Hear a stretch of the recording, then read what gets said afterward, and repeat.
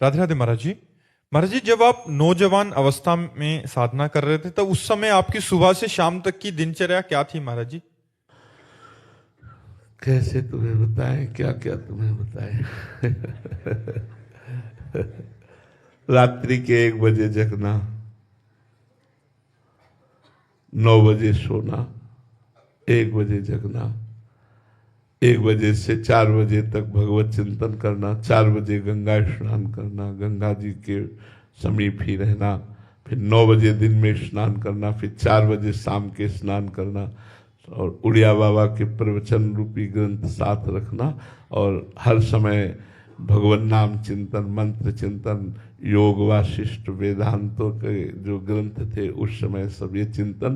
तो वैराग्य की प्रधानता से कभी किसी घर में भोजन नहीं पाया, जवानी में किसी गांव में प्रवेश नहीं किया, गंगा के किनारे वृक्ष या मंदिर या कोई आश्रम उसमें रात्रि व्यतीत कर ली, और दिन भर गंगा किनारे। ये 20 वर्ष ऐसा रहा। घाट में बनारस में रहे तो तुलसी घाट से लेकर दशाश्वमेध घाट तक घाटों में ही रहते थे। आकाश वृत्ति से जो मिल जाता था उसी से भरण पोषण शरीर का होता, और भगवत चिंतन परायण रहे।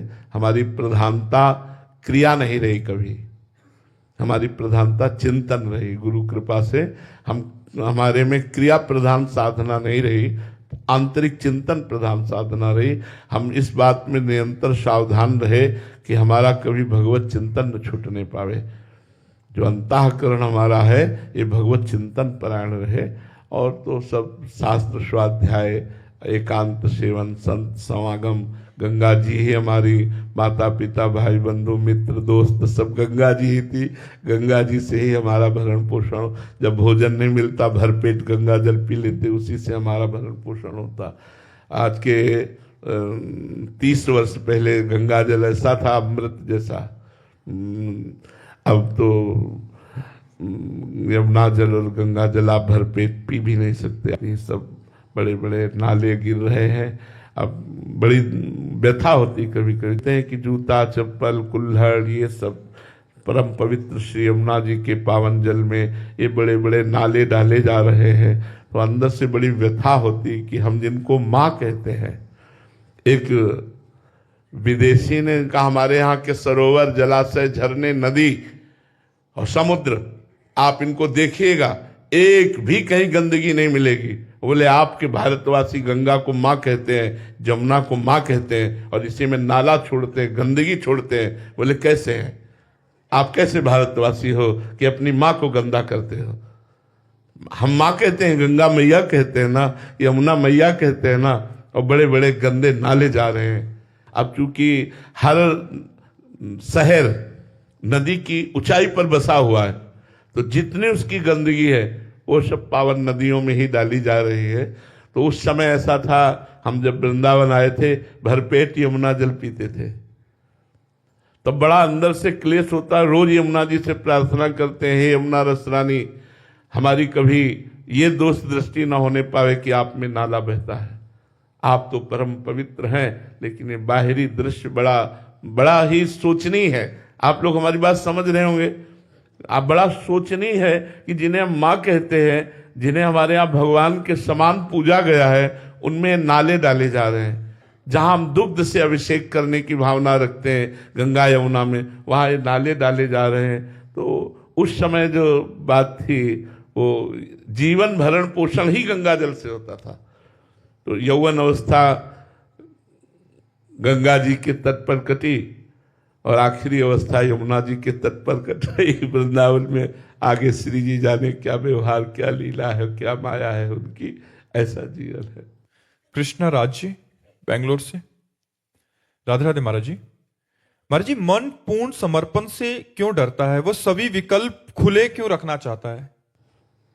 क्योंकि उसका प्रवाह ही विषयों की तरफ है, और मन तभी तक मन रहता है जब तक वो विषयों का सेवन करता है।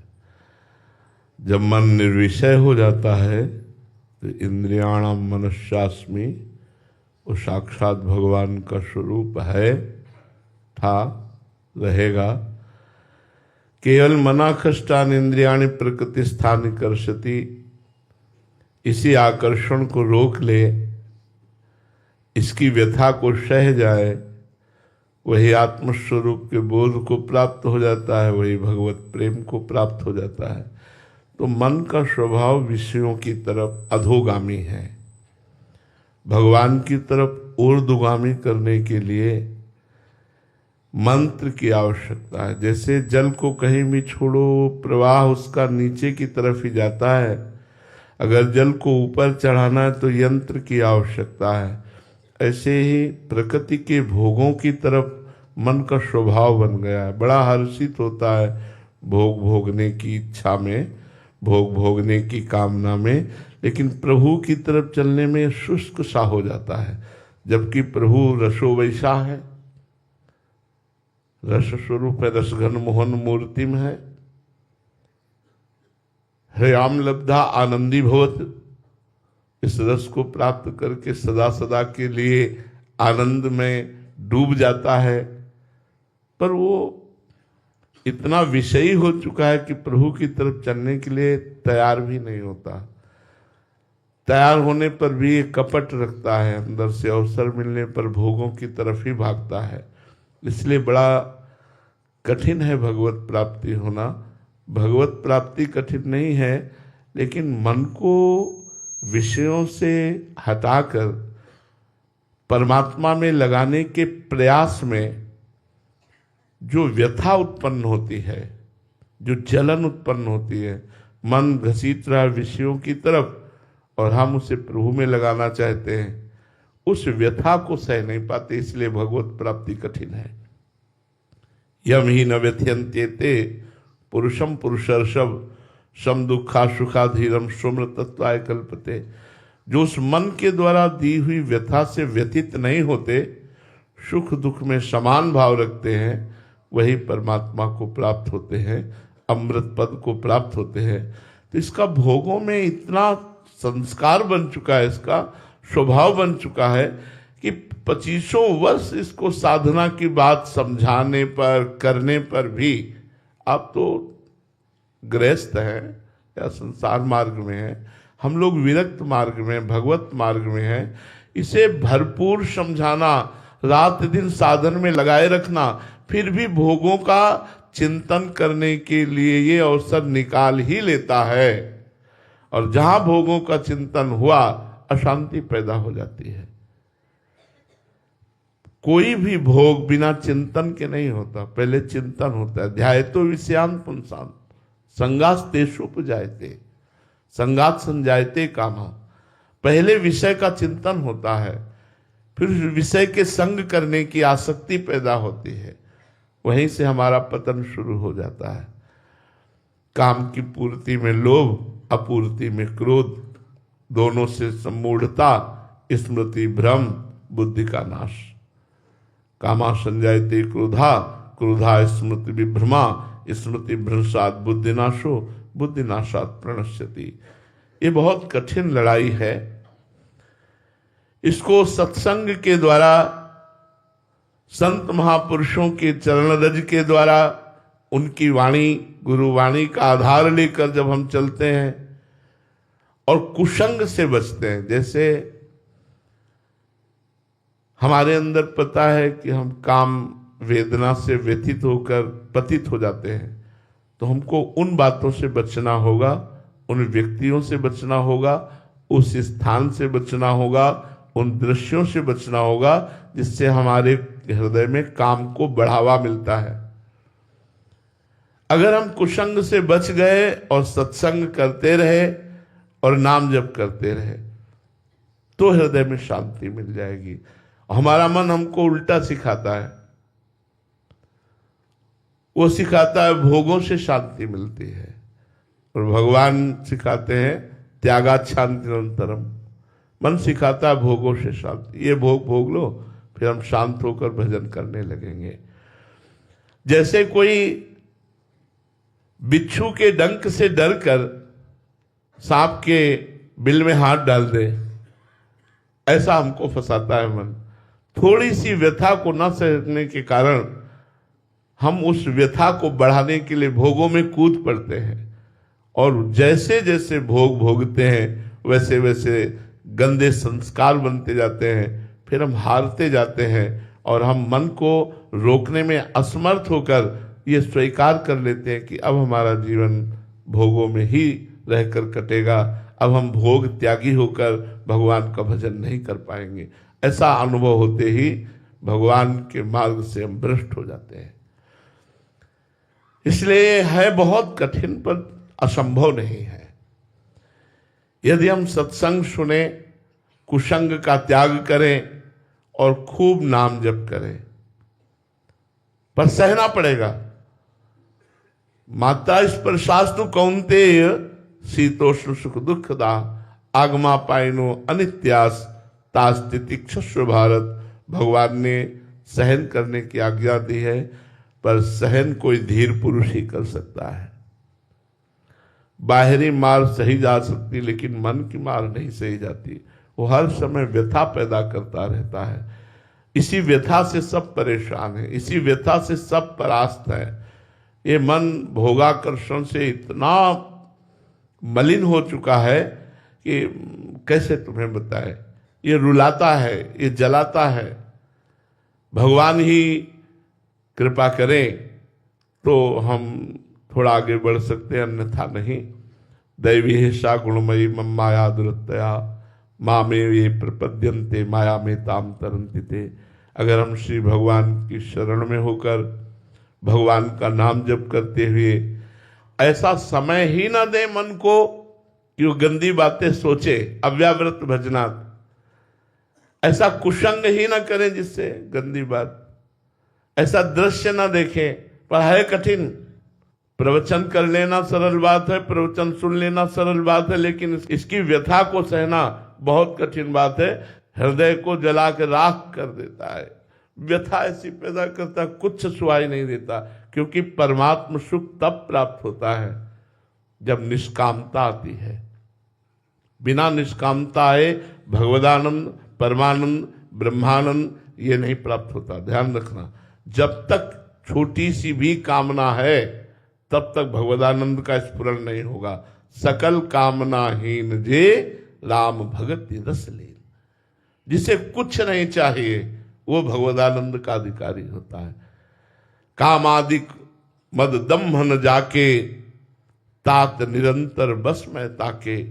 जिसके कामादि दम्भ कपट छल ये सब नहीं है, विवेकवान, वैराग्यवान, भक्तिवान, सत्संगी महापुरुष है, वो भी बहुत वर्षों तक लड़ने पर धीरे धीरे धीरे धीरे समुद्र की भांति जो काम है वो तरंग की भांति आ जाएगा। लेकिन बिना भगवत साक्षात्कार या ब्रह्मबोध किए ये नष्ट नहीं होता। और जहां अवसर मिला फिर तरंग समुद्र बन गया, चिंगारी फिर ज्वाला बन गई। इसलिए बहुत सावधानी की जरूरत है। ये बहुत बड़ा सूक्ष्म विषय है। ये काम रूपी शत्रु बड़े बड़े योद्धाओं को, परमार्थ के योद्धाओं को परास्त करने की चेष्टा करता है। इसलिए सबसे बड़ा योद्धा जो हमें बचा सकता है वो है नाम। नाम पाहरू दिवस निशे। अगर रात दिन नाम का पहरा हमारे ऊपर हो तो कामादि दोषों से हम बच सकते हैं। भगवान की शरण में होकर, भगवान की शरण में होकर निरंतर नाम जप करें और इन दोषों से डरते रहें। डरने का मतलब है कुसंग का त्याग। इस संग से हम भ्रष्ट हो सकते हैं। तो ना वो हमें दृश्य देखना है। अजामिल बहुत धर्मात्मा पुरुष था, संयमी था, विवेकी था, गुरु आज्ञा पालन करने वाला, गुरुजनों का पूजन करने वाला था। एक दृश्य ने उसको भ्रष्ट आचरण किया, तो इतना भ्रष्टाचरण किया कि आजीवन वैश्यागमन करता रहा। एक दृश्य देखा, जंगल में समिधा लेने के लिए गया था, देखा कि एक वैश्या के साथ सहवास कर रहा है। बस उस दृश्य को देखकर, उसका चिंतन करके ऐसी मलिन बुद्धि हुई कि एक धर्मनिष्ठ, अब भागवत में आप पढ़ के देख लीजिए, धर्मनिष्ठ, संयमी, गुरु आज्ञा पालन करने वाला, गुरुजनों की सेवा में रहने वाला, वो अपने पिता के लिए समिधा ही लेने गया था। ऐसा भ्रष्ट हुआ कि पूरे जीवन होश नहीं आया। एक तो संतों की कृपा हुई और पुत्र का नाम नारायण रख दिया, और अंतिम समय पुत्र को पुकारा नारायण, बस बात बन गई। भगवान के नाम ने अजामिल के पूरे जीवन की मलिनता को मिटाकर भगवत पार्षद स्वरूप प्रदान किया। इसलिए एक दृश्य महात्मा सौभरी को मछली की मैथुन क्रीड़ा को देखने के कारण उनके मन में काम सुख की चाह प्रबल हुई और महाराजा धीराज मानधाता के यहां जाकर याचना की और 50 पुत्रियों से ब्याह किया महाराज सौभरी। इसीलिए उन्होंने लिखा, संगम त्यजेत मिथुन व्रति नाम मुमुक्षु सर्वात्मना न विसृजेत बहिरिंद्रियाणि एकश्चरन दाश्चित्त मनंत से युंजीत तद वृत्ति साधुश्चेत प्रसंगा। जो मुक्त होना चाहता है, भगवत प्रेम प्राप्त करना चाहता है, उसको मैथुन धर्म से युक्त प्राणियों का संग त्याग कर देना चाहिए। चाहे वो पशु पक्षी मैथुन धर्म से युक्त हो तो देखना नहीं चाहिए, अगर एक बार दृष्टि जाए तो नमस्कार भगवत बुद्धि करके चल देना चाहिए। और ये मोबाइल आदि से तो बहुत ही बचने की जरूरत है। अगर संसारिकता देखोगे, नाना प्रकार के भोग विलास देखोगे तो बुद्धि भ्रष्ट हो जाएगी। अगर मन को बचाना है तो हमें वो सुनना नहीं है जिससे हमारी वासना पुष्ट हो, हमें वो देखना नहीं है जिससे हमारी वासना पुष्ट हो, हमें वो क्रिया नहीं करनी जिससे हमारी वासना पुष्ट हो, और भगवान का नाम जप करें, सत्संग करें, भगवान की लीला कथा सुने। तो धीरे धीरे, हम ये नहीं कहते कि 1-2 साल में, धीरे धीरे ये कम होता चला जाएगा। और जैसे ही भगवान के मिलन की चाह प्रकट हुई, बस अब बात बन गई। भगवत विरह प्रकट होते ये भस्म हो जाता है। भगवान के मिलन की चाह में इतनी बड़ी सामर्थ्य है कि ब्रह्मादिक के भोग सब विषम लागत ताई, नारायण ब्रजचंद की लगन लगी है जाए। प्रभु से मिलन की लगन लग जाए तो सब भोग तुच्छ लगते हैं, लेकिन जब तक ये लगन अगन नहीं लगेगी तब तक ये कामादि दोष गिराते रहते हैं, भ्रष्ट करते रहते हैं, और है कुछ नहीं, केवल चिंतन में सुख लगता है।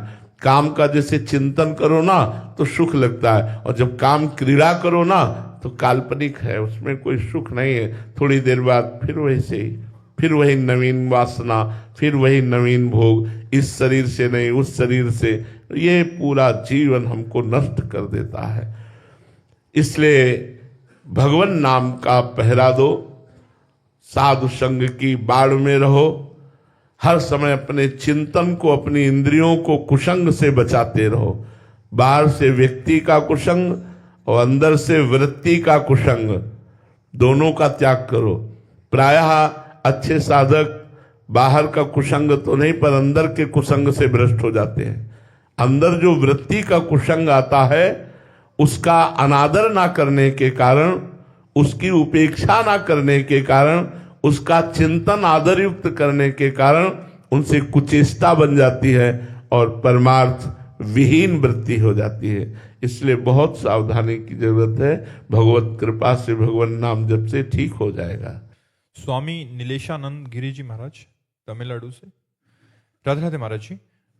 महाराज जी, भगवान की कृपा से साधु रूप में जीवन समर्पित करने का सौभाग्य मिला है। वेदांत के आत्मविचार और भगवान नाम जप का अभ्यास भी करता हूं।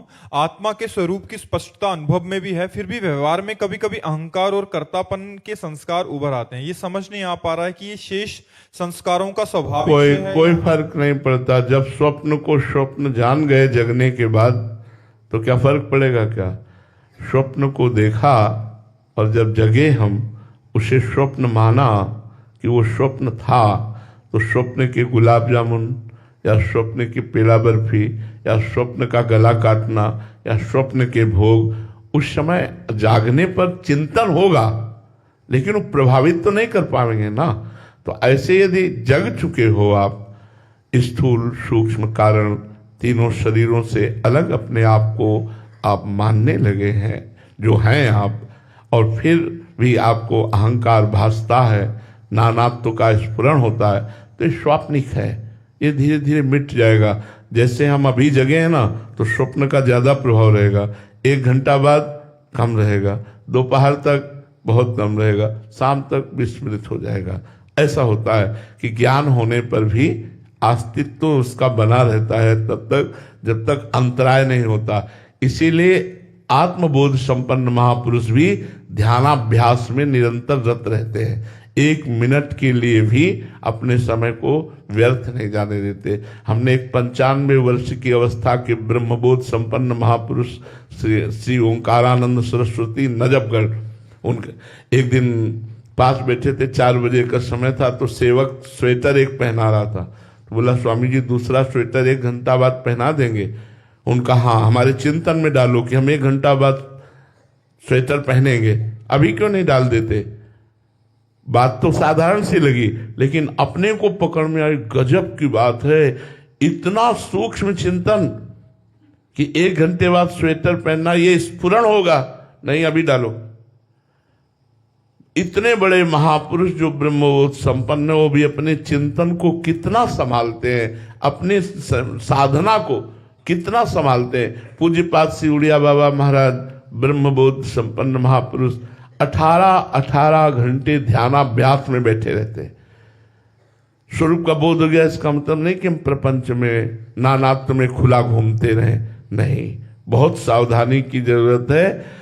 नहीं स्वात्मा रामम विषय मृग तृष्णाम भ्रमयति, आत्माराम पुरुष कभी विषय मृग तृष्णा में भ्रमित नहीं होता, वो हर समय आत्मरमण करता रहता है, असंग रहता है, एकश्चरन् रास चित्त मनंत से, अकेला असंग रहे, तभी आप अपने स्वरूप का रसास्वादन कर पाएंगे।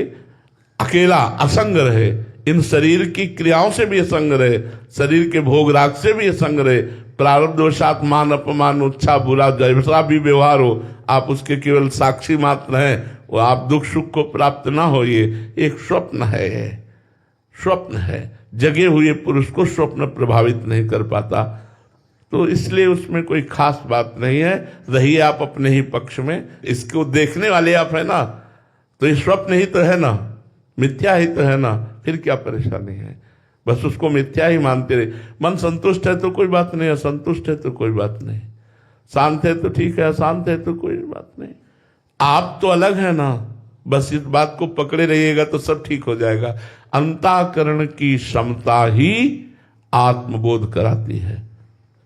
आत्मा तो जैसी थी वैसी है, वैसी रहेगी, न कभी बंधन को प्राप्त हुई है, केवल भ्रम मिटना है। वो भ्रम क्या है? अंतःकरण में जो ममत्व हो गया है, अंतःकरण में जो मैं बुद्धि हो गई है, उसी को समता के द्वारा मिटा देना है। समझ रहे ना? मन बुद्धि चित्त अहम, ये सम को प्राप्त हो गया, ब्रह्मबोध हो गया, क्योंकि अपना ही स्वरूप है, कोई और तो है नहीं कि हम और कुछ प्राप्त करना है। ना कभी हम बंधे थे, न कभी बंधे हैं, न कभी बंधे रहेंगे, ये भ्रम हो गया है। और जासु कृपा सब भ्रम मिट जाई, गिर जासु कृपालु रघुराई। इसलिए हमें लगता है भगवान का नाम जब जरूर करते रहना चाहिए। नाम जब सनक सनंदन सनातन सनत कुमार जैसे ब्रह्म ऋषि हर समय हरिशरणम रटते रहते हैं, तो भगवान नाम जब वाणी से करते रहना चाहिए। वो इंद्रियों को शत में लगाते रहना चाहिए, कभी छूट न दे कि हमें ज्ञान हो गया तो मनमानी आचरण करें, फिर वो भ्रष्ट हो जाएगा, उसको भ्रम हो जाएगा। इसलिए भ्रम से बचने के लिए एकांत सेवन, असंगता या अपने ही समान महापुरुषों से संग, अपने समान महापुरुषों से संग, समान साधना समान चिंतन वालों से संग। क्योंकि भागवत मार्ग के हैं लेकिन थोड़ा अलग चिंतन है तो विक्षेप पड़ेगा। इष्ट मिले और मन मिले, मिले भजन रस रीति, तहां निशंक होए मिलिए तासों की जय प्रीति। जो ज्यादा एकांत और असंग रहता है वो आत्मस्वरूप की रति में बहुत सहायक है। असंग रहना बहुत अनिवार्य है। बड़ी बड़ी समितियों से, सभाओं से, बड़े ऐसे सब अलग रहे साधक जब तक ब्रह्मबोध न हो जाए। फिर जब ब्रह्मबोध हो गया तो आत्मस्वरूप का वो क्रीड़ा होती है, उसको किसी भी तरह का कोई विक्षेप नहीं होता। श्री राधा वल्लभ लाल की।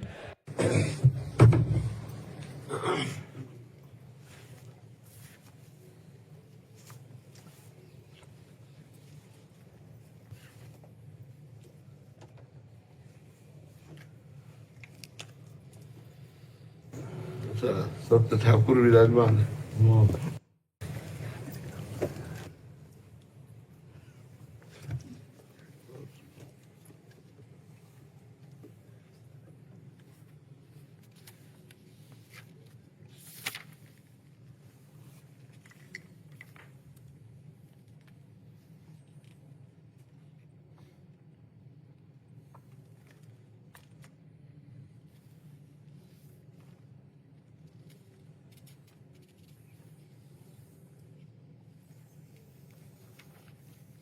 बहुत सुंदर।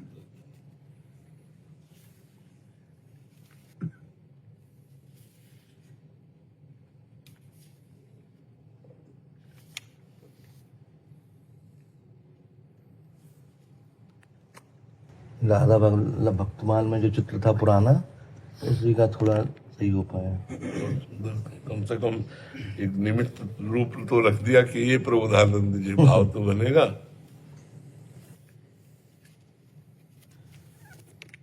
बहुत सुंदर,